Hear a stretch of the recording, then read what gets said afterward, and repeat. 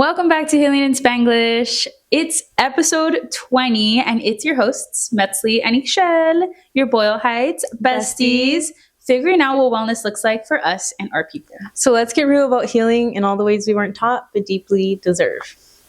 So the theme for today is talking about our rejections and it's our own rejection stories. We're going to dive into everything from friendships to job rejections to graduate school rejections and how we've learned to navigate it, because it hasn't always been easy for us to accept a rejection coming in. And so we'll give you all some tips and tricks how we deal with it. Also, how rejection can sometimes be a form of protection or redirection. So we'll dive into what that's looked like for us in our lives. Yes, and before we get into the topic today, we are going to do our weekly check-in for the week, starting with our Spanglish word of the week, which is rechazo. Rejection. It's Spanish. The way, I don't think I've ever used the rechazo in a sentence. Yeah. When do you use it? You ever form I use it at home. Oh. Yeah. Well, this year I've had to. Okay. Okay. Yeah. Literally about rejection. Yeah. Okay. When I'm talking about it with my parents. Yeah. Dang. Yeah. I know.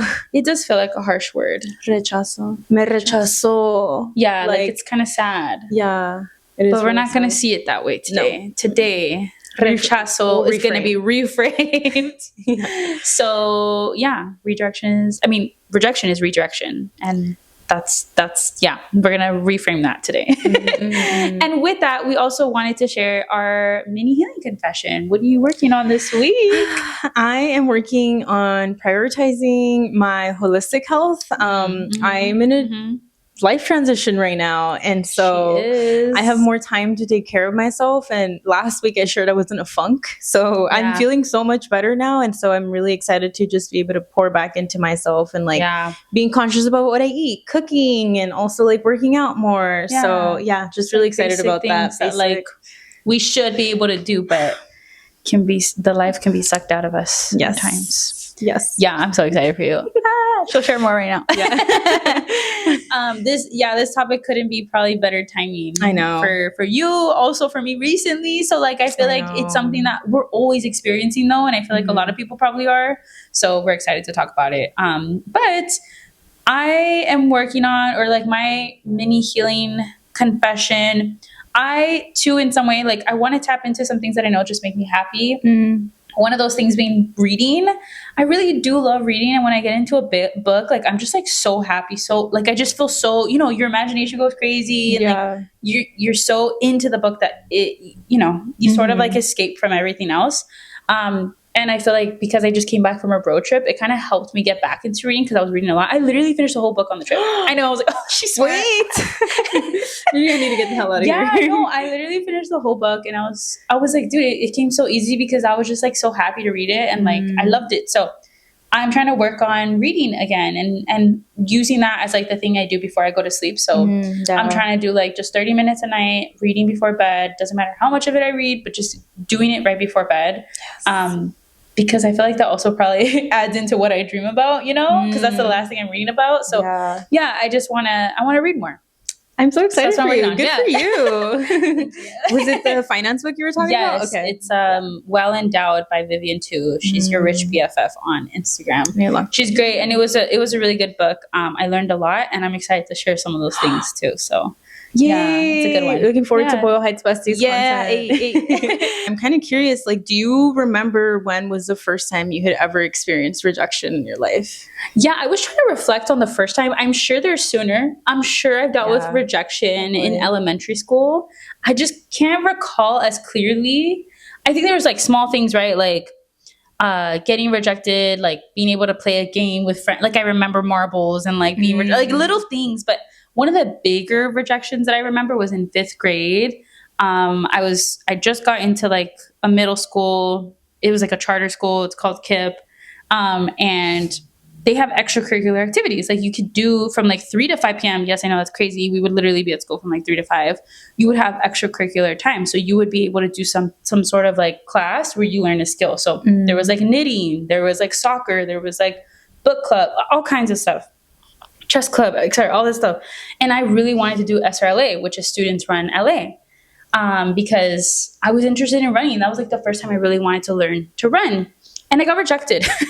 And I was so sad by it because I just didn't understand why. And I found out like they prioritize, it's like seniority, you know, like the older kids who want to do SRLA get in first. I see. And they only have so many spots because SRLA is like, you know, you can only cover so many students. So I was just like really sad because I had a friend in 5th grade who he got in and I didn't.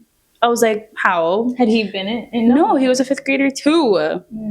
So that made me kind of confused. And he ended up being like an actual runner for high school. Like he ran track in like he actually went like took off, which is great for him. But I was sad because I feel like I had that potential.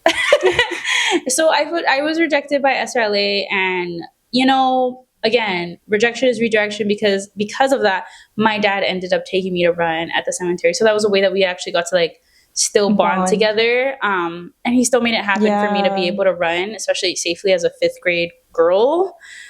He went to go do that with me. Yeah. So and I didn't do that alone. Yeah, you have a story to tell. Because I remember when you talked about that. Yeah. And now, it's a big part of my running journey today. So who knows what would have happened if I would have done that, you know, it could have been different. So that's my rejection story. I was sad, but it did end up better in some way. Yeah. What about you? I had initially thought of one, but I don't want to share it because I think it's stupid. But I feel you. I too didn't want it. I don't know. Did you see mine? But I have one that was in high school, actually. I remember there was like this scholarship program that we were all applying for, and they had like, I think selected like a handful of us. And so we all like applied, and then they came like to interview us in person. And like, that was the very first time I had ever like been interviewed in my life for like anything in high school. Yeah. And I remember I was so fucking nervous. Like I have always been an anxious girl, and obviously when I was younger I don't think I knew how to identify it, but when I get anxious or like when I'm public speaking, I get sweaty. Like we were talking about that, I get so freaking sweaty, like you can visibly see it. Your like, body gets hot. Like, my life, like you can see. And I remember, I don't know why I decided to wear like a really long shirt and a warm cardigan. I was sweating through my clothes and like the whole interview process because I was so fucking nervous. And then I remember being like, I tried my best, I was just so nervous. And then like a week passed, and then one of my friends got it, and I was really happy for her, but I was just so devastated because I was like, I was like, fuck, I feel like I tried so hard and I was so sad, and like I was like, fuck, if I didn't sweat, maybe that would have like made a big difference. But I remember jeans, I was just so hard on a wetsuit. No, literally. I was just so hard on myself because I was so young, and like I think I just beat myself down, even though I knew I was like a good smart kid. But yeah, I remember that, and I was like, it was just devastated me. I remember going home and I was just crying. It was like, my life. What scholarship was it? I have no fucking clue. Oh, okay. It was like a one-time scholarship. Oh, okay. I just remember it was through Miss Grijalva. Like she set us up. Got it. Yeah. Nice. I'll tell you off. Yeah, okay. Off the camera who won it. Yeah. But love them. I'm glad that they shout got out it. to them for doing. Yeah, that's the thing with like scholarships and all these things too. Like there's only so many that can be selected. So I think the thing too that we process when it comes to scholarships or applications or stuff like that is that, you know, it makes you sort of feel rejected in the sense that like, dang, I wasn't good enough. But actually, a lot of the times it's like, well, we only have 2 spots. So even though we would ideally select all 10 of you, we can't. And so we have to choose based on what is like maybe priority, you know? So that's what sucks about it. Like it tends to feel like maybe a sign of like your lack of whatever it may be, like maybe, you know, worth or whatever it is. But I'm sure you would have got it if there was more of them, you know? You were selected for a reason. Exactly, right? Yeah. It's like an interview process. Like you get pushed through all of that because they think for a reason. Yeah. And then they only have 1 spot. But I would say that was like my most heartbreaking one. Yeah. Like that I at a young age. Yeah. Well, to jump into the conversation truly about rejection, since we already sort of kind of started at a young age of experiencing rejection, rejection doesn't end, you know? It keeps coming and it keeps humbling us. And so to start off, I think it would be fun and insightful to share maybe a rejection story that you have that was either you feel was like the most difficult or the most recent or challenging, whatever one like sort of comes to you that like you want to share that you feel is like a big one. And I think a lot of the times the ones that we have to share are ones that probably a lot of us experience. So what is like of rejection that you've experienced that feels like a pretty hefty one? I have like two, but I'm going to share one that's more important to me. But most recently, I'm going to be You can share both. You can share both. But I'll go and then story time. Straight off rejection. No, literally. I think the most recent one was I applied to graduate school last year in the last cycle. So in October of last year, and I was really fucking excited for this. I mean, I've been talking to Metsu about like how I really want to be a therapist. Like I gained so much joy from being able to work with people individually and like hearing about like people's problems. Not joy in that way, you know, like I'm not excited about, you know, everything you're going through, but I love being able to be like a person that makes someone feel seen and heard and validated. And so I had just been really excited about this. Like my career felt like it was aligning. Like I was seeing just things at work that I was doing where I was like, oh, like this makes more sense. I want to do more micro things that I want to do like macro, like what I'm currently doing. I applied to graduate school. I didn't get in, and I found out this early in the beginning of the year, like in February, and I was devastated. I was literally like heartbroken because I was already talking to people. I was already planning for it. Like everything in my mind was just already fixated on this new thing that I was looking forward to. And so when I didn't get in, it literally like fucking killed me. Like I remember like fucking crying. I went home. I felt so fucking shitty because I was like, damn, like I feel like I worked so hard, and I think it hurts more on like, it hurts my first gen self more because I'm like, I think I worked so hard to be able to get to the things that I want to do. And, you know, I think there's so many barriers that are already like, you know, in front of me that like limit me to what I can do. And so like I was already sacrificing so much. I was working a very intense full-time job. I was like the self-care time that I was supposed to have for myself, I was using that to apply to graduate school. I was staying up at like 1 a.m, finishing like my application, making sure I was like rereading everything. And so to get like the rejection, I was just like, damn, I was like, here I fucking am. Like I didn't get it. I was really sad. And I think now as like in my later 20s, I'm more comfortable with rejection, but I would say my younger self, like early 20s, would have literally like gone into a depressive episode or something, but I was fine. I think, I feel like you handled it very well. Yeah. Because even thinking about like how did you even feel about yourself? I don't feel like I ever heard you when you did get rejected say like negative things about yourself. Like, you know, it was disappointing, of course, but I don't feel like I heard you actually talk negatively. I don't think I did. Unless you did on your own, but I didn't hear it. No, I don't think I did for sure. I think, like I said, I've been working towards like my own confidence, and I know that I have the skills and the confidence to do it. So I think it was just like a variety of factors, and like what helped me work through it was like talking to you about it, talking to my other friends, like my parents, and also my therapist, because I had told my therapist that I want to do exactly what she's doing because she's a marriage and family therapist, and I'm like, that is exactly the career I want to go through. So she kind of helped me walk me down like my thoughts, the process, like all the other factors that like are not reflective of like, you know, my skills and my confidence.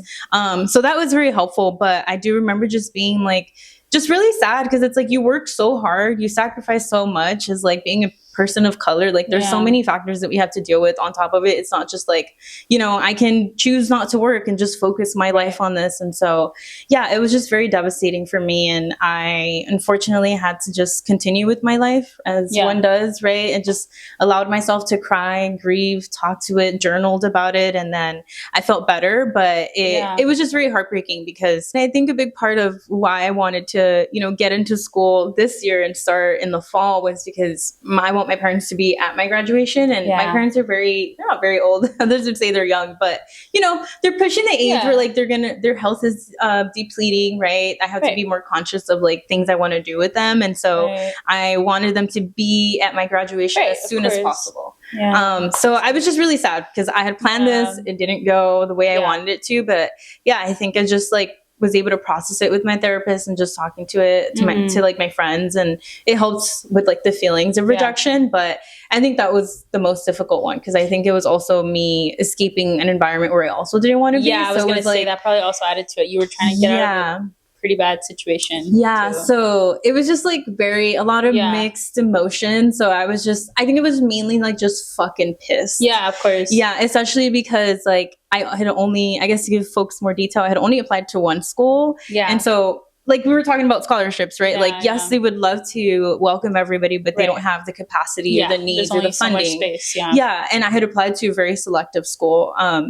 So yeah, there were so many factors. I didn't have the time because of my job to apply to multiple schools. Right. I was just so limited in my capacity. So I think that's why I was also upset, because I put all of my eggs in one basket instead of distributing my eggs. Love Island. I know. Oh God. That's hilarious. Okay. That is very Love Island coded. Yeah. But I was just very devastated because there were so many factors. And so I'm just like, you know what? Yeah. I can dwell on the negative of it and cry and be really sad about it. And yes, I allowed myself my time to grieve, but now I know what I have to do in the next cycle. Yeah. I was going to say, after you got rejected and processed it and accepted it, what do you feel like?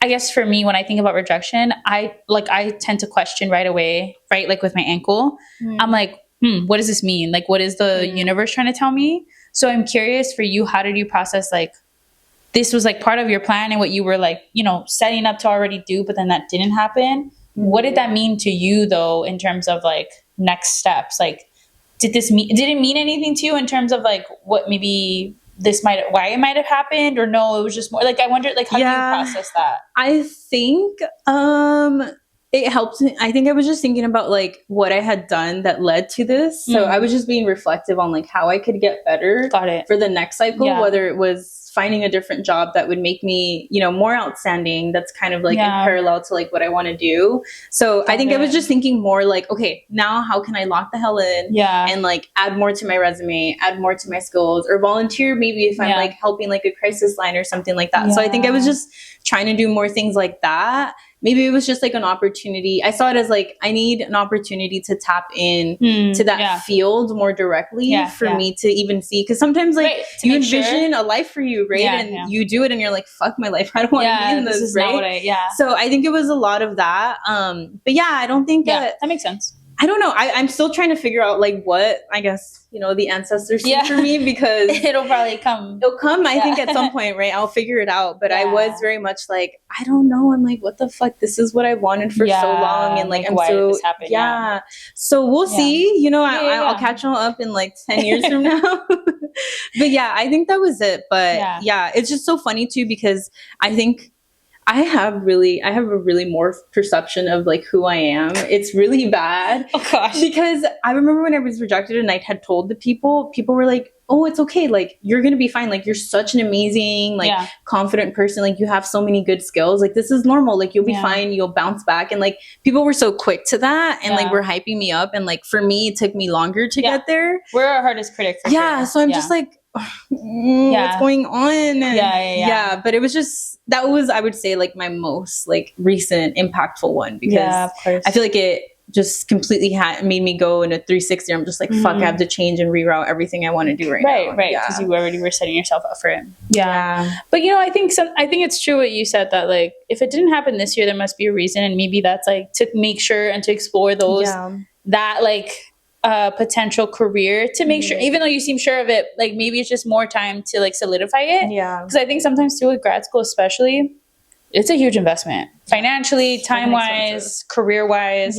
So sometimes I think like, maybe it just gives you reassurance that like, it's for sure what you want to do, or you're like, never mind, actually, once you get exposure, you know, you never know. But and the extra time, maybe it's meant to spend. Maybe it's for yourself, and it's like your body, your life, whatever needs some more time before you jump right into like a really intense thing again, you know, because grad school is intense, you know, so you never know. But I was thinking about that, because I feel like there's a lot of what I mentioned to you, like mindfulness and like just habits I want to implement into my life that I haven't had the opportunity to. So I think maybe it's a time for me to implement it, so that when I get to the field, I have the healthy coping mechanisms to help me to really dive deep. It's an emotional toll to, you know, be listening to, you know, really intense things that people go through. That's true. It's a good story. And yes, like she said, she's going to keep you updated on when that does, you know, when the next, whether it be cycle or whenever it feels like the right time for it will be it. I'll let you know, but rejection is rejection. See? Exactly. She's going to focus on her own things, but we shall see. That's great. I don't know what's in store for me, but what's your biggest rejection story? I also thought of two, and I think like we can connect on the second one together because it's similar, so I won't share that one right now. So both of us recently applied to a job, and I think this is like a super normal thing that a lot of us experience. You get through the whole process, like final round, and then you get rejected. And it's like trying to understand why. And so that was like one that happened to me recently too. So like I completely understood what she was experiencing. It's like frustration and like trying to understand why. And then it sucks too, because as part of the process, you don't even, at the end of it all, you don't get to know what the reason was. Like oftentimes they won't tell you like what happened. So I am going to share that a little bit, but not right now. We'll share that later. We'll share that later because I got tea. Okay. So the biggest rejection that I've ever experienced was definitely, okay, in college, I had an internship the year before I graduated. It's like the summer before. And like, that's a big deal, you know, to get internships in college, it is difficult. So I was really proud of myself. I had a summer internship. I was living in the Bay Area. And at the end of that summer, I got a full-time offer. So the summer before I even started my 4th year in college, I had an offer and job already lined up for the next year, right? Which was great. I got to go through my 4th year in college, you know, not even thinking about jobs because I already had one, which was like a big deal for me and my family. And like, it was, you know, great pay at that time. And it was like, it was a dream come true. You know, I was going into tech, you know, I thought that was like the dream, going into the corporate space, whatever. And I was doing a job that I was really excited about, which is recruiting. And so after the year ended, like my 4th year of college, I graduated and I was going to get ready, or I got ready to move to the Bay Area for my full-time job. And I moved out there with my roommate. We were both working there. And I started the job. I mean, it was barely starting. I was like a month in. And then at my 2-month mark of my job, I literally get laid off from the job completely. God. Company-wide layoffs. Obviously, we know layoffs have been happening tremendously over the past few years. But I was like at the beginning of it. So for me, I didn't understand yet, like, this was something that was going to happen a lot to a lot of people. And so for me, I processed it. As soon as I got laid off, I was like so embarrassed. I was literally in the office. And also it was very humbling because like in the corporate world, it's very, they like give you a bunch of things to make you feel like, you know, especially as like first gen graduating or whatever it may be, like it makes you feel like you're successful because you now have this job with like all these perks, right? Like this beautiful office. We had a game room. We had like unlimited food, you know, breakfast, lunch, and dinner. Like it was ridiculous. It was beautiful. It was ridiculous. Yeah. And so I felt successful because like they were giving me so many things. You know, I felt like I was complete. And I was sitting there eating breakfast in the office and I had a meeting and, you know, they don't warn you. And then I get on the meeting and I just remember like going numb. Like literally it was a blur because like then they started talking. They were just like, you know, we had to lay you off. And I was just like so shocked, surprised. I was so confused. And I don't even remember half of the things they said because I was like, wait, what? Like I was so confused. And I got laid off. I got laid off 2 months into my job and it was company-wide layoffs. There was a change in their direction of the company. But even though it wasn't anything to do with my skills, I was so embarrassed. Like I literally was like, this is so embarrassing. I don't want to tell anyone. My thoughts were like, I feel like a failure. I feel like I let my family down. Even though it had nothing to do with me. Yeah. But like that was my immediate thoughts. Like I was like, wow, this is so humiliating. And I just like my instant thought was like, okay, I just need to like figure it out and get it together again and like push through this year living in the Bay because it was only 2 months in. I already signed a year lease. So I remember that week I got laid off. I still had 2 months of severance pay, thankfully. But that week I got laid off. I literally went to go interview at other jobs. Like, and I was just like, because I was paying for rent. That's figure it out. So I immediately signed up to do dog walking on Rover. So I like got gigs, met the people, started dog walking. I got a job at the front desk at a gym. Had to wake up at 4 a.m. to do that. But I was like, I'm going to do what I need to do in order to like survive out here and like make it happen. And I was like, I think I was like, in my head, I was like, no, I'm not going to quit by moving back home. I wanted to like push through. Yeah. So I got a job, minimum wage, you know, it was like $15 an hour. Nothing compared to what my job was at that time. So like lifestyle change was happening, you know? Yeah. And it was very humbling because I was like living a lifestyle based on my income at that job. And then like everything changed, you know? So I had to adjust how I was spending. I had to adjust, you know, I mean, I couldn't adjust my rent anymore. I was already living according to what I thought I was making. So I was working like multiple jobs, trying to just like make ends meet. And then finally I got like a full-time job again, and I hated it, but like it paid at least the bills. Oh, what? I was a contractor recruiter for a venture capital. Yeah, it gross. Hated it. I didn't know this part. Yeah, so 2 months after working at the gym and working at dog walking, I got that job offer, and it was really good pay. I mean, it was like $90,000, but it's contract, which means they don't tax you. You have to deal with it after. But I thought it was a lot, so I was like, I'm gonna do it, but I hated it. Oh my god, those people. I'm sorry, it was. I'm not gonna name it, but it was just like not fun.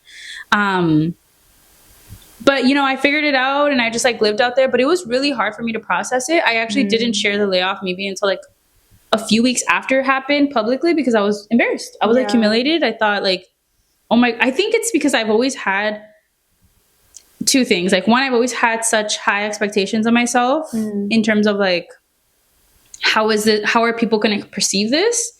Because Metzley is always doing well academically. And like, I thought like, oh my God, these people see this, they're going to think like, that's like how embarrassing. Yeah.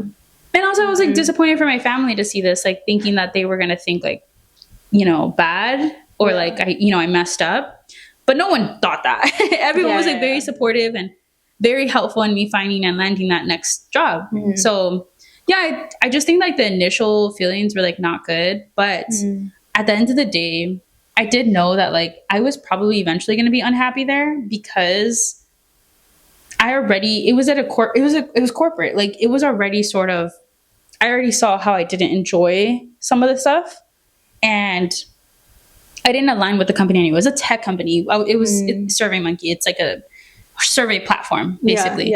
And I'm not, oh my God, so excited about surveys, So I think I already knew like values wise, I wasn't super aligned yet.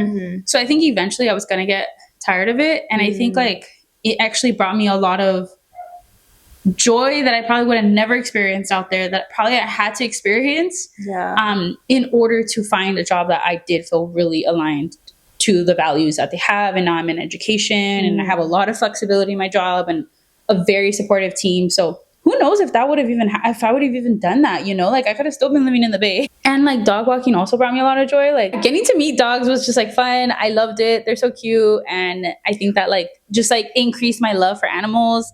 Working at the gym also increased my love for like training and training. So I think like in some ways it actually helped me just sort of like fall in love with some things that I knew like eventually I was going to want to give like time to or volunteer to. And so yeah, I think at the end of the day, like it did lead me to the job I currently have now, which was definitely not the situation that I had there. So although it was hard, I think it ended up helping me sort of like give me time to just like sort of figure things out and like be okay with change, because I don't think I was challenged in that way ever before, or like literally did not have income. And it feels like the end of the world, it feels like the end of the world not making income.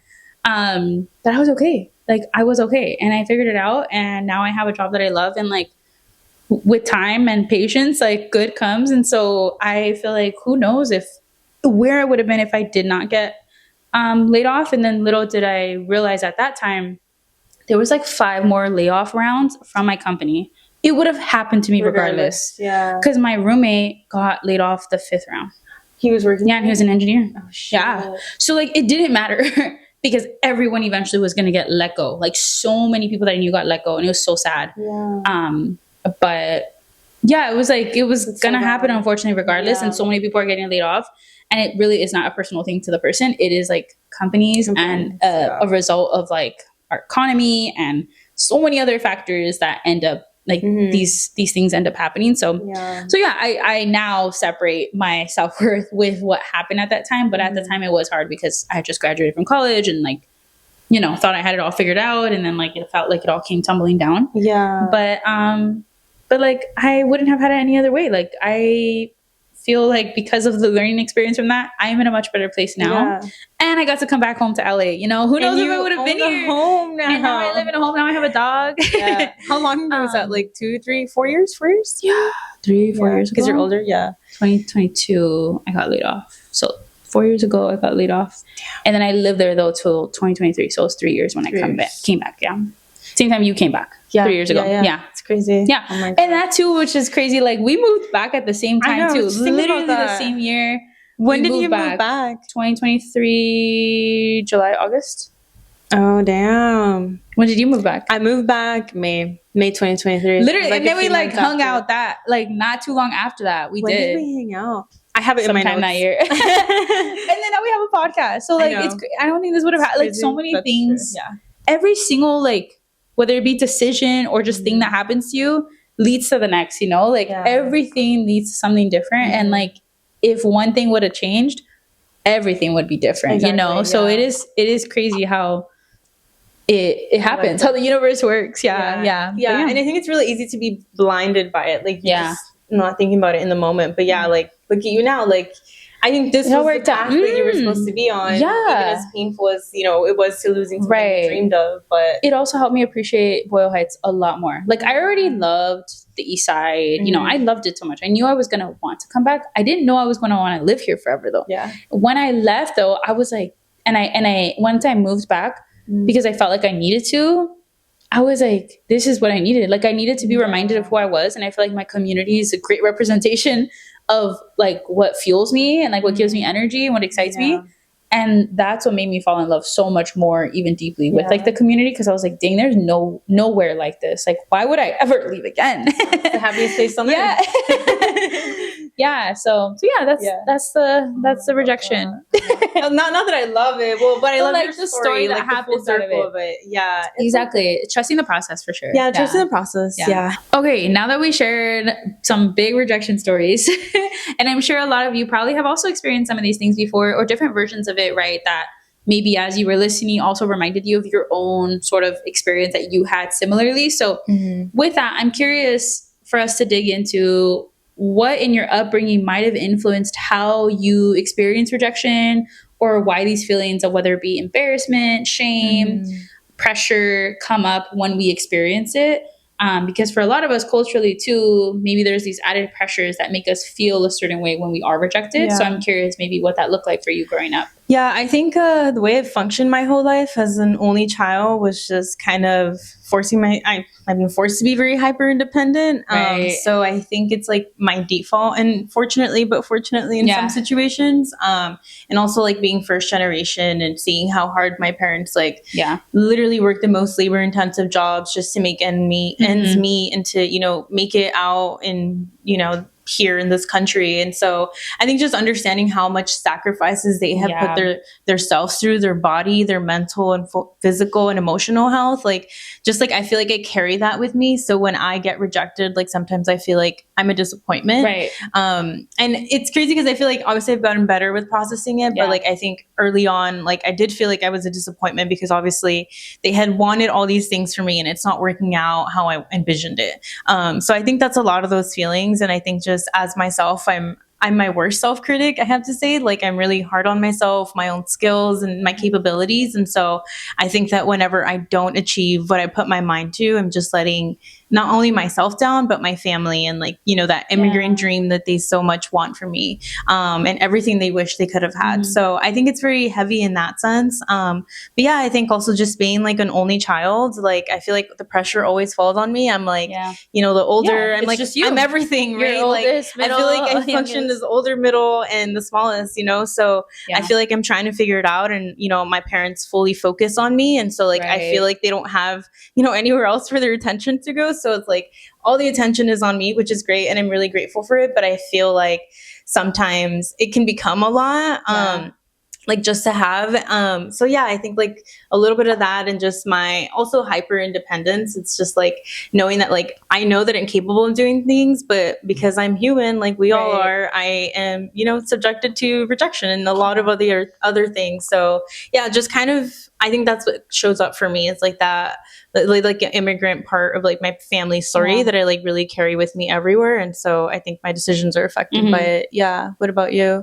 Yes. I totally feel what you're saying because, and I think even through you, I feel like I've learned that only child, you're like one of my only friends that's only child. Yeah, it's honestly, Loki is rare. Yeah, especially in our communities. Yeah. And so I feel like through you, I'm learning, dang, like I feel like only children or child, what? How do you even say Only that? children? Yeah. Only children are very similar to like the eldest in a lot of ways, because you are the first. You're the last, but you're also the first. Yeah. And so I feel like, yes, being the eldest, being the only, there is a lot of pressure, because as the eldest, I feel like, my parents, I see directly, right, the sacrifices they made, and there's no one to compare maybe me to, because I am the oldest. And so it's like, I'm the first one. It's like you are setting sort of the expectations for your siblings, and you want your siblings to do better than you. But that means that you gotta work hard. Like, it feels like a responsibility to show them an example, right? Yeah.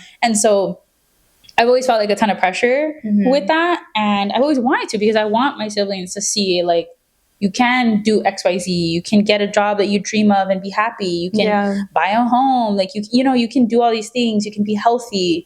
But doing that feels like a lot of pressure to like always do it well. And when I'm not, I'm like, ugh, like I'm not doing enough. And so, yes, I think there's so much pressure. And so rejection feels like that when it's like when you don't get something, or whether it be a scholarship or whatever, something that your parents are really happy and excited for you about, and then you don't get it. It's like, I let you guys down for all you've like sacrificed, all you've done. And I think too, for myself, like, my parents really prioritized my education. And I feel really fortunate about that, because I don't think all children get to prioritize their education. My parents did not want me to work in high school, because they wanted me to focus on school. And because I had my sole focus on school, if I didn't get something, it felt like, damn, like they literally made it easy for me to just like focus on school. They fed me, 3 meals a day, and I still couldn't get that thing, or I still could, and so it feels like, damn, like what is the reason, So I feel like, that too. And as small as it can be, I also like being a high performer in high school, right? Like getting good grades.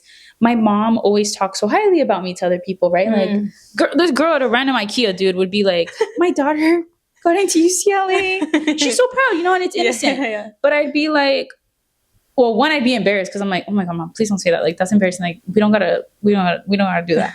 But she would be so proud, right? Like, she's proud. I'm the first child. I'm getting straight A's, and she's excited about it. And I get it. But I think in some weird way, that also sort of molded like my idea of success and like rejection. So when I didn't do well, or when I didn't get straight A's, I felt like disappointed in myself, because I know that they were so excited when I did do well, So I just feel like the rejection felt like failure when it was, it didn't need to be, but I just felt like this immense amount of pressure or shame. Again, I know they meant well, but like, I think because I always heard them talking so highly of me, when I didn't do well, I felt like, oh my God, like this is disappointing to them, or what else do I have to offer, And so I just feel like it just added so much pressure, responsibility in my mind of like needing to do well, or else like I was failing somehow. So rejection is tough, because it feels embarrassing for like what's expected of me, even though my parents actually have never been mad at me for like not getting, whatever it is. But in my head, it feels like I'm letting them down weirdly. Yeah. No, I know what you mean. Yeah. Because like my parents are always like, supportive. Supportive. They're like, it's okay, mija, it's part of life. But it's like in our own head. Like, but I'm like, it's like, you don't get it. Like, you're not seeing what I'm putting down. It's hard. But I also think like, when I've noticed when I've shared like my own rejection stories, my dad will be like, oh, like, mija, so me pasó when I was like 20 or something. And I'm like, oh shit, then this is just a normal life experience, right? Yeah, exactly. And even though there's so many other factors that, we feel like the pressure of, like, it's just, our journeys and what we're meant to go through. You saying that about your dad, I don't know about you, this is kind of a sidetrack, but when my parents get rejected by something, that like kills me. I hate it. Like, my dad applied to a job and like he really wanted it. I thought as in like you would laugh. I was like, what? That kind of kills me. Like, literally breaks my heart. Like, he applied to a job and he really wanted it and he didn't get it, and I was like, depressed. Wait. Yeah, anyways. Lots of memories. I was like, hold up. No, I remember, it was really hard for me growing up. My mom is like a registered nurse in Guatemala, and she tried to like basically transfer her license because she had everything. Yeah. But the biggest barrier to her becoming a nurse here was the language barrier. Right. So she took the exam. I remember like 3 times when I was like younger. I think I was like maybe in middle school, and she was devastated, dude. And like just watching her and saying, Dude, like, it's the worst. It's the worst feeling. I'm like, give that rejection to no, me, literally, not her. Give it to me. Give it to me. I'm like, I can take it. No, but I literally, I get worst. so sad, like thinking about them. Like my mom tried so much, and I'm just like, I don't know, you know, like. Isn't that so interesting? Though we feel so like there's no, we don't are when we see that from other people, we don't think it's a lack of their skill or their like ability, or anyone, our friends too. I'm like, girls, they're lost that they didn't accept you. But when it's ourselves, it's very like, you know, negative, or like there's something wrong with you. But for everyone else, like when we see our parents, it's like, what the fuck is their problem to reject my mother? How dare they? I know, she's like the best, literally. You know. But that's what's crazy about it. Like we really are our most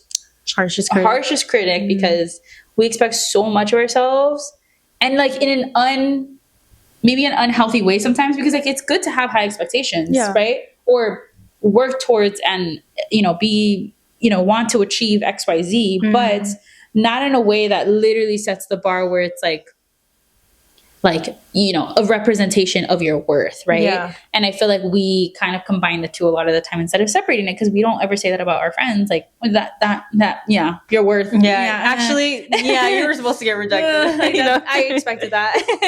You know, like we don't. Yeah, that's why it's like we do that to ourselves, and not to other people. So I just feel like we set the bar and like associate ourselves like as like our worth and like shame and embarrassment, but when we see other people, we don't think that way. Just like other people see that in us. You know? I know. We be doing too much to ourselves. Anyways, well, with that, we also want to make sure to talk about how we actually start to shift our maybe mindsets, or just our understanding of like what happens when we get rejected, like we've been saying. So I'm curious for you, when you process rejection, as we sort of already started to talk about, do you process it as something that like is meant to be, you know, spiritually, I guess, you know, this is where it sort of plays in, where I feel like people think different things of what, you know, stuff happens in life. I'm curious, like, what is sort of like your process in terms of when you are rejected? Do you feel like, is it a sign? Is it like the universe telling you something? Is it just things just freaking happen and that's just how life is? Is it a coincidence? You know, like what is sort of like your process and how you believe? Yeah, I think for me, I'm a very spiritual gal. I feel like it really grounds me in, you know, my life and everything that happens around me. But I am a believer in that things happen for a reason. You know, obviously there's some things that I can't explain, and I don't believe like for everyone it does. But for myself, I do think that it has worked out that way, because I can think so much about like, you know, like romantic or friendship rejections or a variety of things where I'm just like, I think a lot of rejections in my life have been like a catalyst to becoming the higher version of myself. And so like that's kind of how I've been like envisioning it. So like I can think about so many times where like, you know, maybe I wanted so much of my life, and I think about like my early 20s when I was so young, I was very naive, I was just fucking acting, you know, because your frontal lobe don't develop till 25. And there were so many situations where like, you know, I was rejected, and you know, it really forced me to like look inward. And so I think that is what I'm grateful for, because it's like, I think it's really hard, but it's like for me, I see it in like you have two pathways. Either you dwell on the negative and you can stay in that like negative mindset for the rest of your life, or it can affect you, or you choose to, you know, bounce back up for it. And unfortunately, as a high achiever, I am a bounce backer. So I will bounce back, and, you know, just take the time to like reflect, which I have done. And I think that's what's helped me in like my early 20s, where it's like, okay, you know, this is what happened. How do I, you know, whether it's going to therapy, unpacking like, you know, things that I have going on, letting go of like older unhealthy habits and versions of myself that were like, you know, affecting who I was, and, you know, just learning, taking everything as a learning experience. So that's how I would say that I process it. But it hasn't been easy to get here. Like it's definitely has been, I think as I've gotten older, things get easier. I don't know why. I don't know. You get wiser. I get wiser, and like, I think just this is done. Your values become clearer too, like your understanding of the world. So I think that for me, it just really grounds me, and like not having, as an overthinker, I think it allows me to like just be okay with the moment and not dwell on it too much, and then just move forward with my life.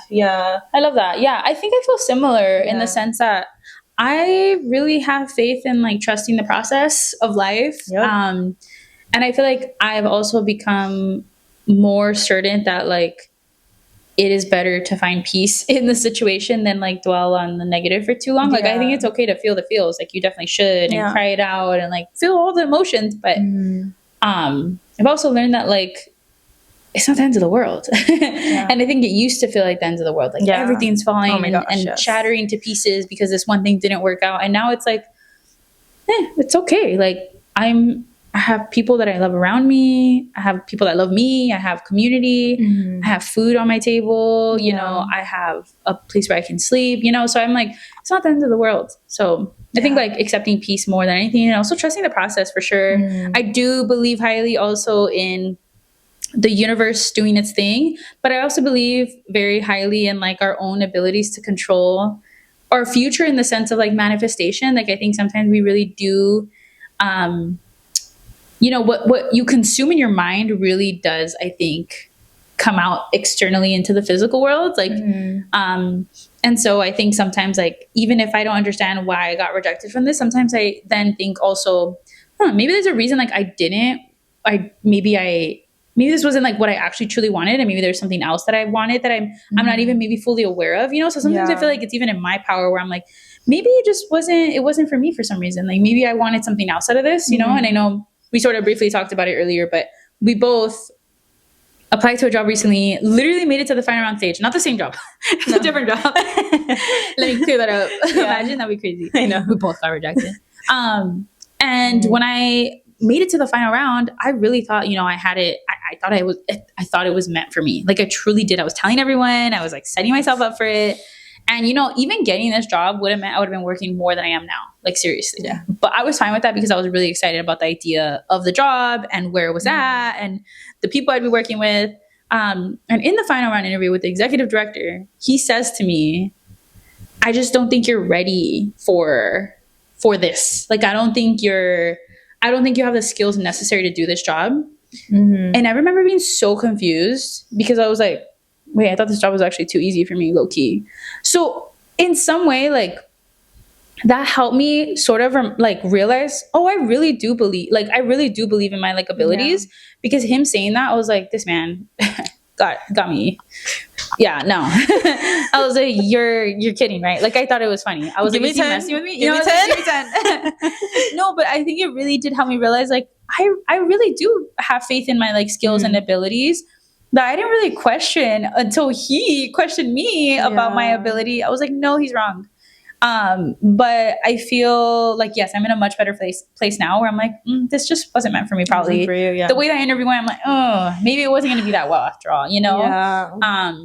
But I think nonetheless, like, definitely trusting the universe. And now that I got rejected from that job, I would have definitely been working a lot more. And I think I took that as a sign of like, okay, maybe I do need to feed into more of my passion projects, such as the podcast, Boyle Heights Bestie, and work on my garden. And I'm like, maybe there's a reason for me to like focus on some of my other things instead of doing that job. So I'm trusting like what happens to then feed into like some of the things that I know I'm excited about. Yeah. That's I do real. Trust the signs. Yeah, I trust it too. Yeah. So obviously we've talked about our rejection stories, and you know, it's come with a lot of feelings. So I'm interested in seeing how you have processed rejection in a healthy way that has helped you, you know, get to where you are now.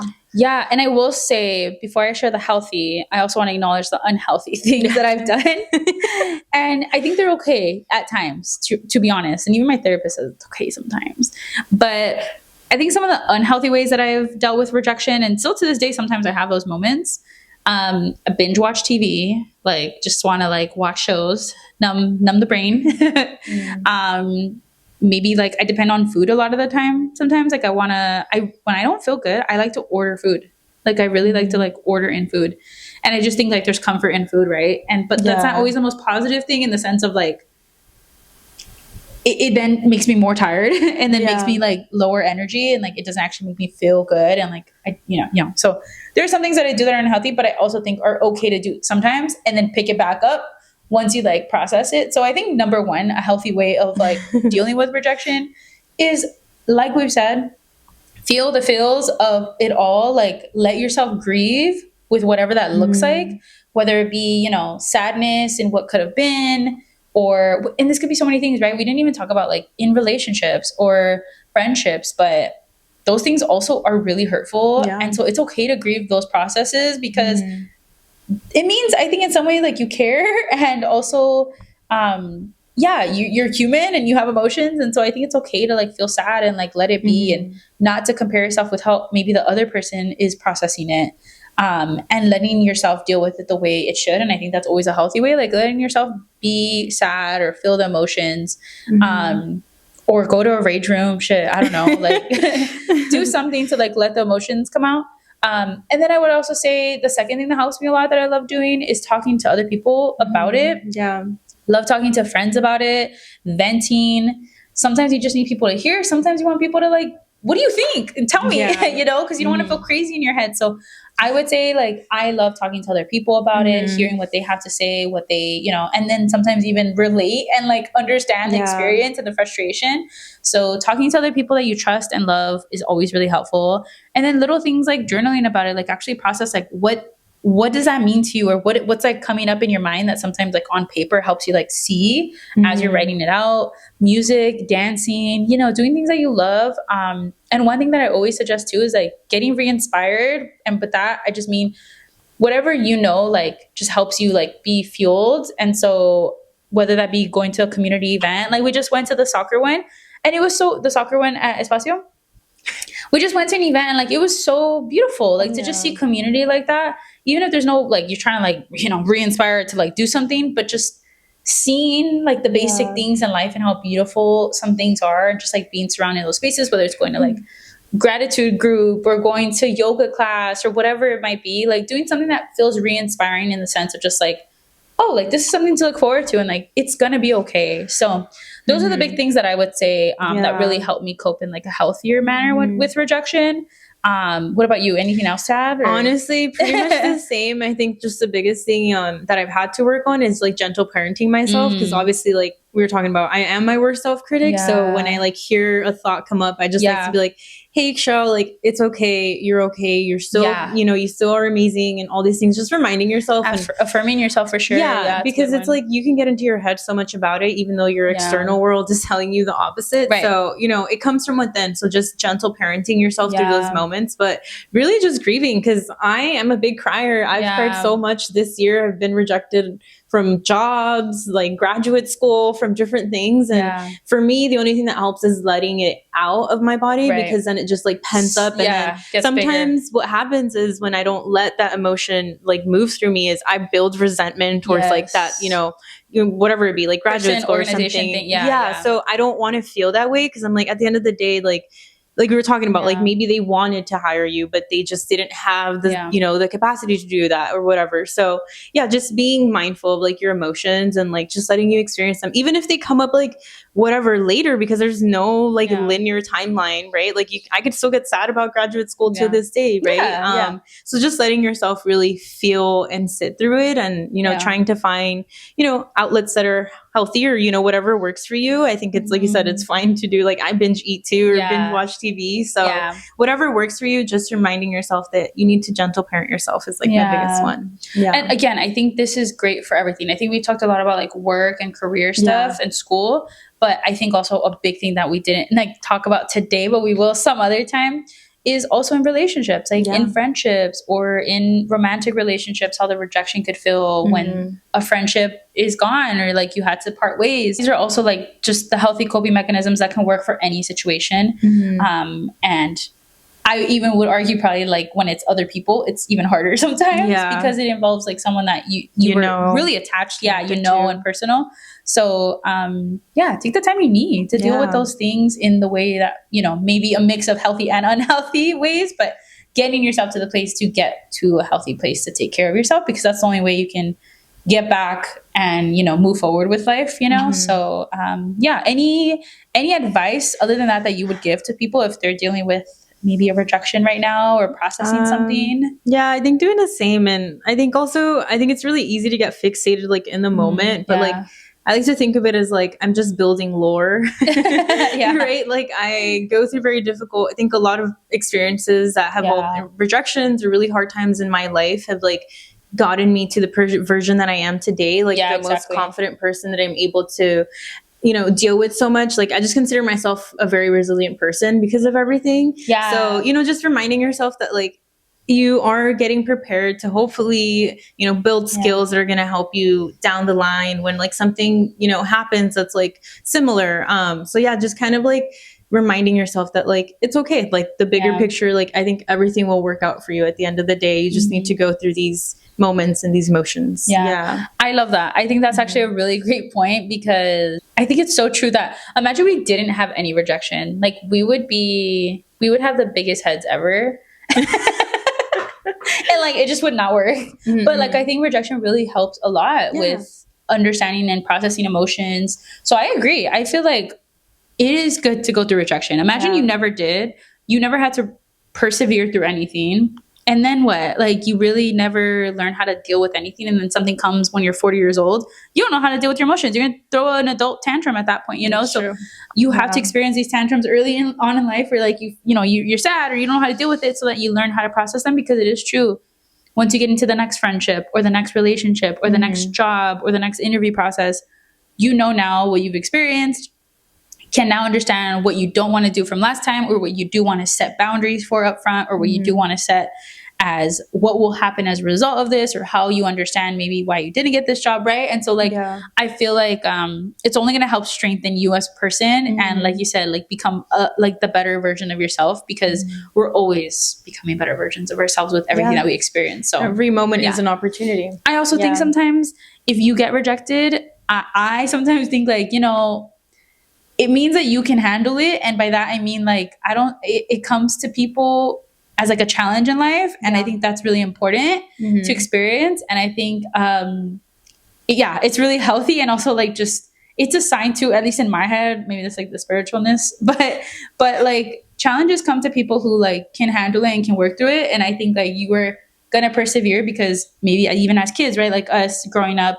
low income and whatnot, we've dealt with a lot of having to persevere and whatnot. And so I think also when I experience things now, we're like in life, like, yes, totally validated and maybe some of the rejection I experience now, but I'm like, I've done hard things before and like, I can do it, So I think sometimes it helps us, in general, like just become a stronger person, knowing how to like deal with that better. I agree. Yay. Well, thank you all for listening to our stories and our advice. So now we're going to move into a little fun activity, because I think it's also important to acknowledge like what happens chemically in our brain when rejection shows up. So we found some rejection facts backed by science. And so we just wanted to share these with you. So there are studies that show that the same area of brain becomes activated when we experience rejection as we experience physical pain. So this is why rejection sometimes hurts equally as like an injury or something. Right. Yeah, no, it's true. Yeah. Everything hurts. Because our brain sometimes doesn't know how to differentiate both of them. Yeah. Right. So I think it's good to note yourself and also validate, why you feel intense emotions at the moment. Yeah. Yeah. Then the second one is we can relive and re-experience social pain more vividly than we can physical pain. Makes sense. That makes sense, because I can't remember a lot of my injuries, but when I remember like rejections, I'm like the shame and the guilt can literally come and overtake my mind, and I'm like, I need to stop. That is so true, because I do not remember much physical pain, obviously the current one, but like past ones, no. But when I think, sometimes even when I think about, maybe this is a little bit different, but even when I think about my dog that passed away, like I can still cry very fast. Yeah, like the emotions like come up very quick. Whereas the pain, the physical, I'm like, I don't remember when I got hurt. Like I don't remember what that feels like. It was bad, but It's true. Okay, these are some also very interesting facts. Rejection creates surges of anger and aggression, which I mean makes sense by how our reactions or emotions end up coming out once that happens. So again, on the emotions end, like it really does bring up a lot of these maybe things that feel very strong in like our body and in ourselves. The other one is also, I think, also in line with everything we've been saying. Rejections send us on a mission to seek and destroy our self-esteem. Yeah. So I think that's all to show that like you really are fighting something really powerful.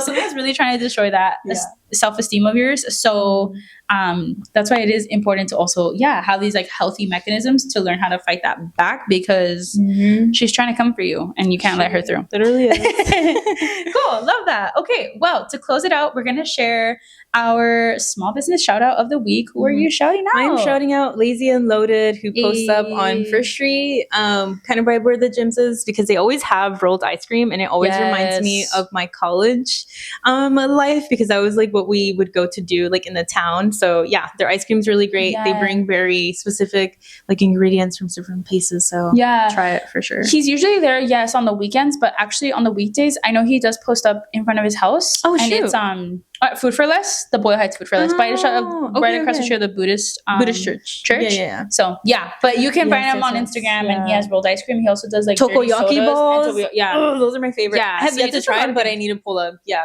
No, they're really good. In the same theme, we just went to the event on Friday, and I don't know how to say their name, but I think it's Tisiri. It's a taquero, and they're new. And he's like a former chef, or he is a chef, but like formally like in restaurant spaces chef. And his family, or himself, I'm not really sure, is from Michoacan. And so it's really cool because the tacos they're so good. They're so good. They're fancy. He's really trying to bring like his culinary experience into like street tacos, which I think is really cool in a unique way. And those tacos are huge. So yes, and he has like vegan friendly, vegetarian friendly options. So I thought that was really cool. So shout out to him. Yes, y'all gotta check it out. Also posted up right there on First Street, but I think they like pop up anywhere. Yeah, they just say they're everywhere. So you can find them on social media. CD.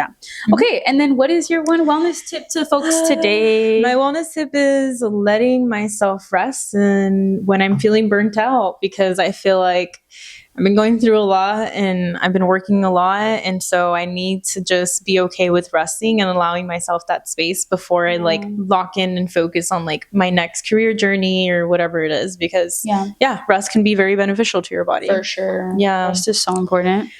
I kind of already shared mine earlier, kind of early, but mine is to get re-inspired when you're feeling down, especially whether it be rejection or small things that happen. I always tell people like one easy thing that you can do for yourself is go get re-inspired, and by that is go sign out for a random thing by yourself. Go to a run club, go to a whatever club. Go by yourself out to do something. Go to a community event. I just think even if you have no expectations going there, you're probably going to walk away either talking to someone new that might inspire something. You might get an idea there. You might get excited about the idea of getting involved there, whatever it may be. But I just think like sometimes all you gotta do is like get yourself out, and like the next things will follow after that. So that's what I would recommend. That's really true. I love that. Yeah. Well, thank you all for staying here with us for another episode. We really hope these tips help you and also normalize that rejection is just part of our life trajectory. And if this episode spoke to you, feel free to share it with your homegirls, your primas, your tia, your mom, your dad, whoever might benefit from it. Healing is super personal, but it's also very collective. So we're always really grateful to be doing this with all of you. Make sure to follow us on Instagram or TikTok, and make sure to subscribe on YouTube or Spotify, wherever you're listening to help us continue to support the work that we're doing. Hasta la próxima, con mucho amor.